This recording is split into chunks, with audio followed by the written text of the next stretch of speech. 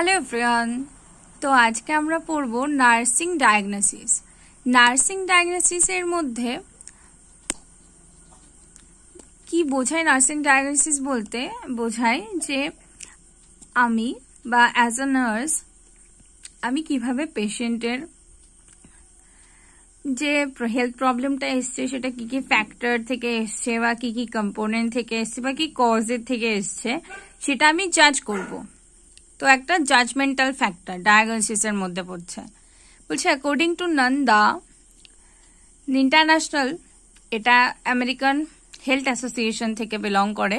তো এটাকে 4 ভাগে ভাগ করেছে। একটা problem focused diagnosis, also known the actual diagnosis. ঠিক আছে, প্রবলেম ফোকাসটা কিসের ওপরে ইনভলভ? অ্যাকচুয়াল ডায়াগনোসিসের ওপরে। এইবার এটার মধ্যে 3টে কম্পোনেন্ট আছে। কি কি? Nursing diagnosis, related factors, defining characteristics. ঠিক আছে, ওই যে কি আমি ডায়াগনোসিস করবো একটা হেলথ প্রবলেম, তার কি কি ফ্যাক্টর আছে, কি কম্পোনেন্ট আছে বা কি কজ আছে বা তার কি কি ক্যারেক্টারিস্টিক্স হতে পারে সেগুলো। এবার বলছি example of the nursing diagnosis. ND, ineffective breathing pattern, মানে ব্রিথিং প্যাটার্নে বিভিন্ন ধরনের প্রবলেম হতে পারে।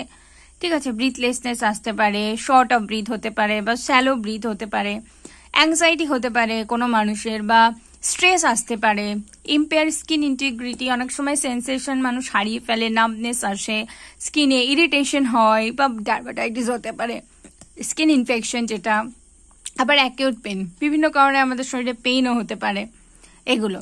তারপরে চলে আসি পোটেনশিয়াল ডায়াগনোসিস, হেলথ প্রমোশন।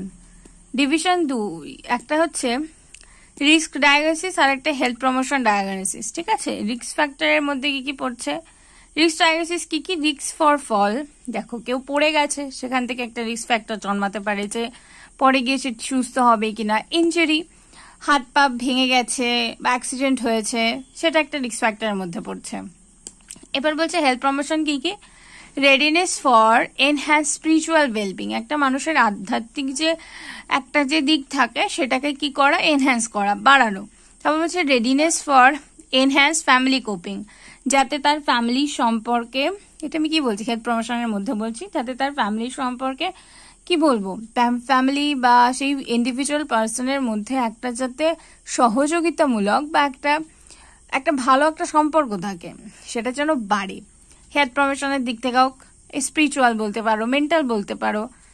ঠিক আছে, তারপর বলছে রেডিনেস ফর এনহ্যান্স প্যারেন্টিং। ঠিক আছে, মানে বাবা মার যে মাতৃত্ব বলতে পারো বা পিতৃত্ব বলতে পারো, সেটার দিক থেকেও কি বলবো, সেটা যেন এনহ্যান্স হয়। প্যারেন্টিং বলছে মিনস কি এখানে এটাই বলছে, হেলথ প্রমোশনের দিক থেকে এটাই বোঝাতে চাইছে যে একটা মানুষ তার ফ্যামিলি ওরিয়েন্টেড হলে বা মানে তার যাতে স্পিরিচুয়ালি সে স্পিরিচুয়াল কানেকশন থাকে, ফ্যামিলির সাথে যাতে তার ভালো কানেকশন থাকে। ঠিক আছে, সেদিক থেকে তার হেলদি একটা মেন্টাল হেলথ ঠিক থাকবে। ঠিক আছে, তারপরে চলে আসি সিনড্রোম ডায়াগনোসিস। সিনড্রোম ডায়াগনোসিসে আমরা এখানে কি বলতে পারি? দেখো, ফার্স্ট এক্সাম্পল আসছে ক্রনিক পেইন সিনড্রোম, যেখানে ধরো কোনো একটা ক্রনিক পেইন বলতে অনেক দিন ধরে যে ডিজিজে একটা মানুষ ভুগছে, একটা ডিজিজ আছে, সেই ডিজিজে যখন একটা মানুষ অনেক দিন ধরে ভোগে তখন সেটাকে বলা হয় ক্রনিক। আর অ্যাকিউট কোনটা?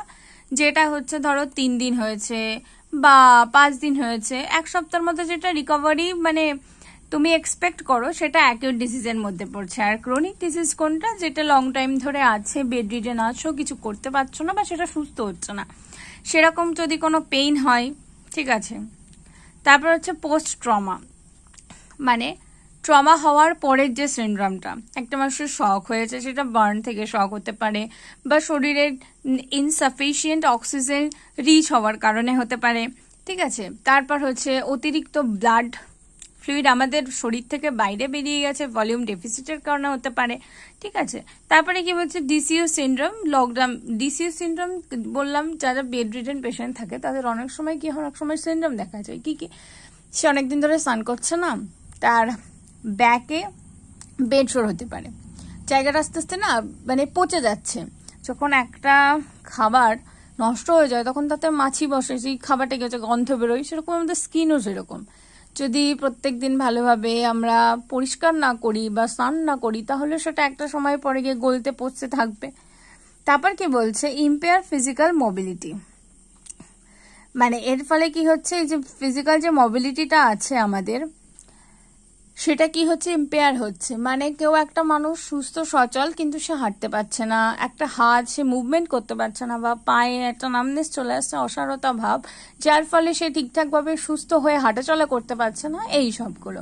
I hope this is clear to all. If you have any question regarding this topic, please comment. ঠিক আছে, থ্যাংকস ফর ওয়াচিং। আবার দেখা হচ্ছে পরের ভিডিওতে।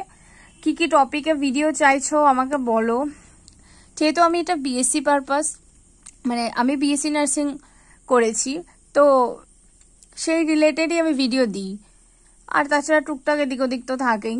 কোন কোন টপিক তোমাদের জানতে ইচ্ছুক সেটা কমেন্টে বলতে পারো, আমি সেই বিষয়ে করতে পারবো। আর তাছাড়া তো আমি রেগুলার দিতেই থাকি মোটামুটি।